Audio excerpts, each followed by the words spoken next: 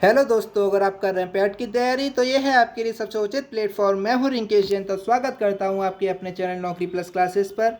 आज मैं आपको पॉलिटी की चौथी क्लास देने वाला हूं। इससे पहले मैंने आपको पॉलिटी की 3 क्लास दे चुका हूं। अगर आपने वीडियो नहीं देखी है प्लीज़ जाकर देख ले, डिस्क्रिप्शन में मैं उसका लिंक दे दूंगा। ठीक है, तो अब तक मैंने संविधान के विषय के बारे में पढ़ लिया है। अब मैं आपको बताने वाला हूं कि संविधान की कितनी समितियां बनी थी, कितनी छोटी समिति बनी थी और किस समिति के कौन कौन अध्यक्ष थे। इसके अलावा मैं आपको बताऊंगा कि कौन कौन से देश से क्या क्या चीज़ ली गई है। ठीक है, तो स्टार्ट करते हैं बिना टाइम वेस्ट किए। और अगर आप मेरे चैनल पर नए हैं तो प्लीज़ मेरे चैनल को सब्सक्राइब कर लेना। ठीक है, चलो आगे चलते हैं। तो संविधान को बनाने के लिए 8 बड़ी समितियां बनी और कुछ छोटी समितियां बनी थीं। इन समितियों के अलग अलग अध्यक्ष थे, वो कौन कौन थे इन्हें देख लेते हैं। तो बड़ी समिति, 8 बड़ी समिति, ये इंपॉर्टेंट हो जाती है एग्जाम में। इन 8 समितियों से एग्जाम में क्वेश्चन पूछ लिए जाते हैं। तो स्टार्ट करते हैं। संघ शक्ति समिति। तो संघ शक्ति समिति के अध्यक्ष कौन है? पंडित जवाहरलाल नेहरू संघ शक्ति समिति के अध्यक्ष हैं। तो पंडित जवाहरलाल नेहरू संघ शक्ति समिति के अध्यक्ष हैं, आपको ये याद रखना है। ठीक है, आगे चलते हैं। संघीय संविधान समिति। संघीय संविधान समिति के अध्यक्ष पंडित जवाहरलाल नेहरू संघीय संविधान समिति के अध्यक्ष हैं। ठीक है। प्रांतीय संविधान समिति के अध्यक्ष सरदार वल्लभ भाई पटेल प्रांतीय संविधान समिति के अध्यक्ष हैं, आपको ये याद रखना है। चौथे पे प्रारूप समिति। तो प्रारूप समिति के अध्यक्ष doctor B are Ambedkar ji प्रारूप समिति के अध्यक्ष हैं। आप इसे मोस्ट इंपोर्टेंट लगा के रखना, क्योंकि ये वाला क्वेश्चन एग्जाम में पूछ लिया जाता है, काफ़ी बार पूछा गया, सबसे ज़्यादा बार ये वाला क्वेश्चन पूछा गया है कि प्रारूप समिति के अध्यक्ष कौन है। ठीक है, आगे चलते हैं। मौलिक अधिकार एवं अल्पसंख्यक संबंधी परामर्श समिति के अध्यक्ष सरदार वल्लभ भाई पटेल हैं और इसके अंतर्गत कुछ उप समितियाँ भी आती हैं। वो पहली उप समिति आती है मूल अधिकार उप समिति, जिसके अध्यक्ष जे.बी. कृपलानी जी हैं, और एक आती है अल्पसंख्यक उप समिति, जिसके अध्यक्ष एच.सी. मुखर्जी हैं। ठीक है, जिसे मैंने नीचे मेंशन कर दिया है। ठीक है, आप इससे कंफ्यूज ना हों। आगे चलते हैं। प्रक्रिया नियम समिति। तो प्रक्रिया नियम समिति के अध्यक्ष डॉक्टर राजेंद्र प्रसाद प्रक्रिया नियम समिति के अध्यक्ष हैं।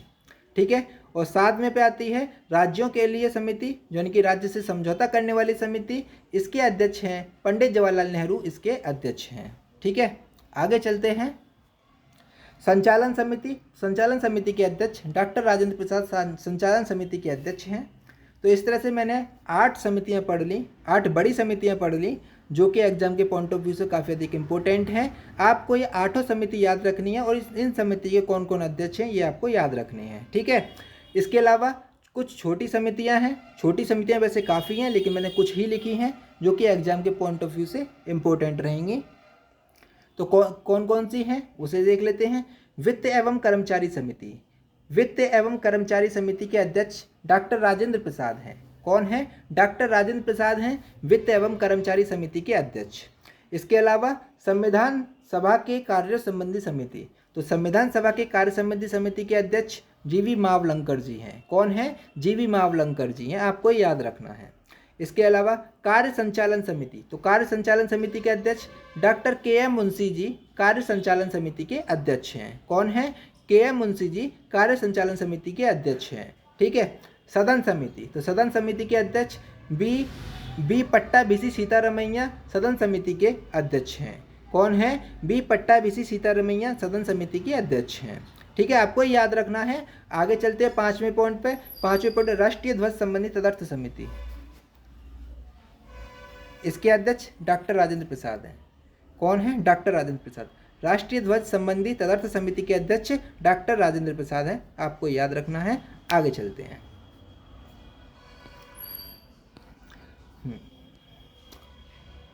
जो कि मैंने बताया था, मौलिक अधिकार अल्पसंख्यकों एवं जनजाति परामर्श समितियों के अंतर्गत कुछ उप समितियाँ आती हैं, जो मैंने अभी आपको बताया था कि मूल अधिकार उप समिति और अल्पसंख्यक उप समिति। तो मूल अधिकार उप समिति के अध्यक्ष जे.बी. कृपलानी जी और अल्पसंख्यक उप समिति के अध्यक्ष एच.सी. मुखर्जी हैं। ये मैंने अभी आपको बताया है, आपको याद रखना है। ठीक है, आगे चलते हैं। प्रारूप समिति को पढ़ते हैं।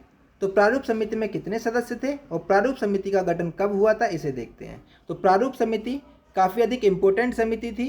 तो इसका गठन 29 अगस्त 1947 ईस्वी को हुआ था। कब हुआ था? 29 अगस्त 1947 ईस्वी को प्रारूप समिति का गठन हुआ था और इसमें 7 सदस्य थे। कितने सदस्य थे भैया? 7 सदस्य थे। वो कौन कौन थे, इन्हें देख लेते हैं कौन कौन थे। तो नंबर पहले डॉक्टर बी आर अम्बेडकर जो कि अध्यक्ष थे, प्रारूप समिति के अध्यक्ष डॉक्टर बी आर अम्बेडकर थे, ठीक है, ये पहले सदस्य।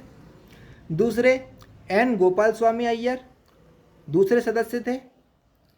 फिर तीसरे अल्लादी कृष्ण स्वामी अय्यर, ये तीसरे सदस्य थे। चौथे डॉक्टर के एम मुंशी जी चौथे सदस्य थे। पांचवें सदस्य सैयद मोहम्मद सादुल्ला और छठे नंबर पर एन माधव राव और सातवें नंबर पर टी कृष्णामाचारी। तो टी कृष्णामाचारी ने डीपी खेतान की जगह ली थी और एन माधव राव ने बीएल मित्तल की जगह ली थी, ठीक है। क्वेश्चन पूछ लिया जाता है कि एन माधव राव किसकी जगह पर आए थे या फिर टी कृष्णामाचारी किसकी जगह पर आए थे, इसलिए मैंने ये आगे मेंशन कर दिया है, आपको ये याद रखना है, ठीक है। आगे चलते हैं। तो संविधान सभा के 3 वाचन हुए, यानी कि 3 बार चर्चाएं हुई थी डिटेल में। तो वो और ये वाचन कब कब हुए थे इसे देख लेते हैं। पहला वाचन हुआ था 4 नवंबर 1948 से 9 नवंबर 1948 ईस्वी तक। कब? 4 नवंबर 1948 से 9 नवंबर 1948 ईस्वी तक। द्वितीय वाचन 15 नवंबर 1948 से 17 अक्टूबर 1949 ईस्वी तक हुआ था। कब कब से कब तक? 15 नवंबर 1948 से 17 अक्टूबर 1949 ईस्वी तक हुआ था। तीसरा वाचन 14 नवंबर 1949 से 26 नवंबर 1949 ईस्वी तक हुआ था। कब से कब तक? 14 नवंबर 1949 से 26 नवंबर 1949 ईस्वी तक हुआ था, आपको याद रखना है, ठीक है। तो तीसरे वाचन के दौरान डॉक्टर बी आर अम्बेडकर के द्वारा the constitution as settled by the assembly be passed प्रस्ताव पारित किया गया था। कौन सा प्रस्ताव? The constitution as settled by the assembly be passed प्रस्ताव पारित किया गया था। किसके द्वारा? डॉक्टर बी आर अम्बेडकर के द्वारा तृतीय वाचन के दौरान ही पारित किया गया था और इस प्रस्ताव को 26 नवंबर 1949 ईस्वी को पारित कर दिया था। कब पारित किया था इसे? 26 नवंबर 1949 ईस्वी को पारित किया था, आपको याद रखना है। आगे चलते हैं। 26 नवंबर 1949 को अपनाए गए संविधान में प्रस्तावना थी 395 अनुच्छेद, 22 भाग और 8 अनुसूचियां थीं, ठीक है। प्रस्तावना 395 अनुच्छेद, 22 भाग और 8 अनुसूचियां थीं, लेकिन इसमें प्रस्तावना को संविधान लागू होने के बाद यानी कि 26 जनवरी 1950 ईस्वी के पश्चात लागू किया गया था। यानी कि 26 जनवरी 1950 ईस्वी को हमारा भारत देश का संविधान लागू हुआ था और लेकिन प्रस्तावना को इसके बाद लागू किया गया था। तो आगे चलते हैं। संविधान की कुछ विशेषताएं हैं, वो क्या क्या विशेषताएं इसे देख लेते हैं। हमारे भारत देश का संविधान विश्व का सबसे लंबा लिखित संविधान है। सबसे लंबा लिखित संविधान है भारत देश का संविधान, विश्व का सबसे लंबा लिखित संविधान है, ठीक है। मूल संविधान में 395 अनुच्छेद, 22 भाग और 8 अनुसूचियां थीं। क्या क्या थे? 395 अनुच्छेद थे, 22 भाग थे और 8 अनुसूचियां थीं। लेकिन आज वर्तमान में क्या क्या है? वर्तमान में 395 अनुच्छेद, 12 अनुसूचियां हैं और 25 भाग हैं। कितने भाग हैं? 25 भाग हैं, जिन्हें सामान्यतः 22 भाग ही माना जाता है, लेकिन 25 भाग लिखा हुआ 25 भाग हैं, ठीक है। आगे चलते हैं। हमारे देश के संविधान के विभिन्न स्रोत हैं, यानी कि कहाँ कहाँ से हमारे देश का संविधान के कुछ टॉपिक लिए गए हैं, किन कौन कौन से संविधान से लिए गए हैं, उसे हमने यहाँ मेंशन किया है, आप यहाँ देखेंगे। तो भारत देश के संविधान के विभिन्न स्रोत, नंबर पहला आता है भारत शासन अधिनियम 1935 ईस्वी का। भारत शासन अधिनियम 1935 ईस्वी का। तो भारत शासन अधिनियम 1935 ईस्वी से क्या क्या लिया गया है इसे देख लेते हैं। संघीय तंत्र यहाँ से लिया गया है। राज्यपाल का कार्यालय भारत शासन अधिनियम से लिया गया है। न्यायपालिका भारत शासन अधिनियम से लिया गया है। लोक सेवा आयोग भारत शासन अधिनियम से लिया गया है और आपातकालीन उपबंध व प्रशासनिक विवरण ये भी भारत शासन अधिनियम से लिया गया है। तो आपको ये याद रखना है, ठीक है भैया। आगे चलते हैं ब्रिटेन का संविधान। तो ब्रिटेन के संविधान से क्या क्या लिया गया है इसे देख लेते हैं। तो ब्रिटेन के संविधान से लिया गया है संसदीय शासन, ब्रिटेन के संविधान से लिया गया है। विधि का शासन ब्रिटेन के संविधान से लिया गया है।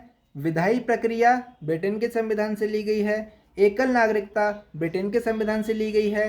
मंत्रिमंडल प्रणाली ब्रिटेन से लिया गया है। परम अधिकार लेख ब्रिटेन से लिया है, और संसदीय विशेषाधिकार व द्विसदनवाद ये भी ब्रिटेन से लिया है। ठीक है, तो ये एग्जाम में पूछ लिया जाता है कि विधि का शासन कौन से देश से लिया गया है, तो आप इसका जवाब देंगे ब्रिटेन के संविधान से लिया गया है। तो इसीलिए मैंने ये मेंशन सब चीज़ की है, तो यहाँ से एग्जाम में क्वेश्चन बन जाते हैं। ठीक है, आगे चलते हैं। संयुक्त राज्य अमेरिका यानी कि यूएसए, यहाँ से क्या क्या लिया गया है? मूल अधिकार संयुक्त राज्य अमेरिका से लिया गया है। न्यायपालिका की स्वतंत्रता, न्याय पुनर्वलोकन का सिद्धांत, ये भी संयुक्त राज्य अमेरिका से लिया गया है। उपराष्ट्रपति का पद, जो उपराष्ट्रपति बनते हैं हमारे यहाँ, वो उसका पद कहाँ से लिया गया है? ये भी संयुक्त राज्य अमेरिका से लिया गया है। और उच्चतम न्यायालय के न्यायाधीशों का पद से हटाया जाना, ये भी संयुक्त राज्य अमेरिका से लिया गया है। और राष्ट्रपति का महाभियोग, ये भी संयुक्त राज्य अमेरिका से लिया गया है। आपको याद रखना है पूरा का पूरा। ठीक है, आगे चलते हैं। आयरलैंड के संविधान से क्या लिया गया है? आयरलैंड के संविधान को देखते हैं तो राज्य के नीति निर्देशक सिद्धांत आयरलैंड के संविधान से लिए गए हैं। राष्ट्रपति की निर्वाचन पद्धति, ये भी आयरलैंड से ली गई है। और राज्यसभा के सदस्यों का नामांकन, ये भी आयरलैंड से लिया गया है। ठीक है, तो इनकी 3 चीज़ ली गई हैं। कौन कौन सी? राज्य के नीति निर्देशक सिद्धांत, राष्ट्रपति की निर्वाचन पद्धति और राज्यसभा के लिए सदस्यों का नामांकन, ये भी आयरलैंड से लिया गया है। आपको ये याद रखना है। ठीक है, आगे चलते हैं। कनाडा का संविधान, कनाडा के संविधान से क्या क्या लिया गया है? सशक्त केंद्र के साथ संघीय व्यवस्था, ये कनाडा के संविधान से ली गई है। केंद्र द्वारा राज्य के राज्यपालों की नियुक्ति, ये भी कनाडा के संविधान से ली गई है। उच्चतम न्यायालय का परामर्शी न्याय निर्णयन, ये भी कनाडा के संविधान से लिया गया है। यानी कि 3 चीज़ें कनाडा के संविधान से ली गई हैं। आपको ये याद रखना है। ठीक है, आगे चलते हैं। ऑस्ट्रेलिया का संविधान, तो ऑस्ट्रेलिया के संविधान से समवर्ती सूची ली गई है। व्यापार, वाणिज्य और समागम की स्वतंत्रता ली गई है। और संसद के दोनों सदनों की संयुक्त बैठक, ये ऑस्ट्रेलिया के संविधान से ली गई है। ठीक है, तो ऑस्ट्रेलिया के संविधान से क्या क्या लिया गया है? समवर्ती सूची, व्यापार, वाणिज्य एवं समागम की स्वतंत्रता, संसद के दोनों सदनों की संयुक्त बैठक, ये ऑस्ट्रेलिया के संविधान से ली गई है। ठीक है, आगे चलते हैं। जर्मनी का वाइमर संविधान, तो जर्मनी के वाइमर संविधान से क्या क्या लिया गया है? आपातकाल के समय मूल अधिकारों का स्थगन, आपातकाल के समय मौलिक अधिकारों का स्थगन कहाँ से लिया गया है? जर्मनी का वाइमर सिद्धांत से लिया गया है। जर्मनी के वाइमर संविधान से लिया गया है। ठीक है, आगे चलते हैं। सोवियत संघ का संविधान, तो सोवियत संघ के संविधान से लिया गया है मौलिक कर्तव्य यानी कि मूल कर्तव्य। और प्रस्तावना में न्याय का आदर्श, प्रस्तावना में न्याय का आदर्श, न्याय सब तरह से होगा, सामाजिक, आर्थिक, राजनीतिक, तीनों तरह का न्याय होगा, इसका आदर्श लिया गया है प्रस्तावना में। कहाँ से? सोवियत संघ से। कहाँ से? सोवियत संघ से। आपको ये याद रखना है। ठीक है, आगे चलते हैं। फ्रांस का संविधान, तो फ्रांस के संविधान से क्या लिया गया है? गणतंत्रात्मक और प्रस्तावना में स्वतंत्रता, समता और बंधुता के आदर्श, ये फ्रांस के संविधान से लिए गए हैं। और दक्षिण अफ्रीका का संविधान, दक्षिण अफ्रीका के संविधान से लिया गया है संविधान में संशोधन की प्रक्रिया और राज्यसभा के सदस्यों का निर्वाचन, राज्यसभा के सदस्यों का निर्वाचन और संविधान में संशोधन की प्रक्रिया दक्षिण अफ्रीका के संविधान से ली गई है। ठीक है, आपको याद रखना है। आगे चलते हैं। जापान का संविधान, तो जापान के संविधान से विधि द्वारा स्थापित प्रक्रिया जापान के संविधान से ली गई है। कौन सी प्रक्रिया? विधि द्वारा स्थापित प्रक्रिया जापान के संविधान से ली गई है। इसके अलावा कुछ इंपॉर्टेंट फैक्ट, ठीक है, जो कि इम्पोर्टेंट है, आपको अच्छा लगेगा इन्हें पढ़ने में, तो स्टार्ट करते हैं। ठीक है, संविधान सभा द्वारा हाथी को मोहर के रूप में या प्रतीक के रूप में अपनाया गया है। क्या आपने ये पहले पढ़ा था? ठीक है, कमेंट करके मुझे बताना कि आपने ये पहले पढ़ा है। ठीक है, तो संविधान सभा द्वारा हाथी को प्रतीक के रूप में अपनाया गया है, यानी कि मोहर के रूप में अपनाया गया है। ठीक है, और एच.वी.आर. अयंगर को संविधान सभा का सचिव नियुक्त किया गया है। किसको? एच.वी.आर. अयंगर को संविधान सभा का सचिव नियुक्त किया गया। एल.एन. मुखर्जी को संविधान सभा का मुख्य प्रारूपकार यानी कि चीफ ड्राफ्टमैन नियुक्त किया गया। किसे? एल.एन. मुखर्जी को। एल.एन. मुखर्जी को मुख्य प्रारूपकार, ठीक है, एच.वी.आर. अयंगर को मुख्य सचिव यानी कि सचिव नियुक्त किया गया। ठीक है, इसके अलावा प्रेम बिहारी रायजादा, प्रेम बिहारी राजदान भारतीय संविधान के प्रमुख सुलेखक थे, यानी कि इन्होंने ही संविधान को लिखा है। इन्होंने पेज पे संविधान को, कॉपी पे संविधान को लिखा है, पेजों पर, ठीक है। और इन्होंने इटैलिक शैली में संविधान को लिखा है। कैसी शैली में? इटैलिक शैली में संविधान को लिखा है, ठीक है। यानी कि इन्होंने संविधान की सुलेख की है। प्रेम बिहारी राजदान ने संविधान की सुलेख की है। और संविधान का सौंदर्यीकरण शांति निकेतन के कलाकारों ने किया है। संविधान का सौंदर्यीकरण किसने किया है? शांति निकेतन के कलाकारों ने, जिनमें नंदलाल बोस और राम मनोहर सिन्हा मैन है। कौन कौन है? नंदलाल बोस और राम मनोहर सिन्हा। और मूल संविधान का हिंदी संस्करण का सुलेख किसने किया है? बसंत कृष्ण वैद्य ने। किसने? बसंत कृष्ण वैद्य ने। बसंत कृष्ण वैद्य ने मूल संविधान के हिंदी संस्करण का सुलेख किया है और इसको नंदलाल बोस ने सौंदर्यीकरण किया है। किसने किया है? नंदलाल बोस ने इसका सौंदर्यीकरण किया है, ठीक है। और भारत का संविधान धर्मनिरपेक्ष है, इसलिए यह किसी धर्म विशेष को भारत के धर्म के तौर पर मान्यता नहीं देता। यानी कि हमारे भारत देश में भिन्न भिन्न तरह के धर्म के लोग रहते हैं। किसी एक धर्म को राष्ट्रीय धर्म का दर्जा प्राप्त नहीं है हमारे देश में। सभी धर्मों को समान मान्यता दी गई है, ठीक है। तो इस तरह से हमारा ये टॉपिक ख़त्म होता है। कल मिलेंगे नेक्स्ट वीडियो के साथ। तब तक के लिए टेक केयर, बाय बाय। अगर आपको वीडियो अच्छी लगी है, अगर आपको लगता है कि कंटेंट अच्छा है, तो प्लीज़ मेरे चैनल को सब्सक्राइब कर दें, ठीक है। इसके अलावा आप मेरे टेलीग्राम चैनल पर जुड़िए। मेरे टेलीग्राम चैनल का नाम है नौकरी प्लस क्लासेज। या फिर मैं इसके नीचे आपको लिंक दे दूँगा, आप वहाँ से जा सकते हैं और वहाँ से आपको इसका PDF मिल जाएगा, ठीक है। तो चलते हैं, मिलते हैं अगली वीडियो में। तब तक के लिए टेक केयर।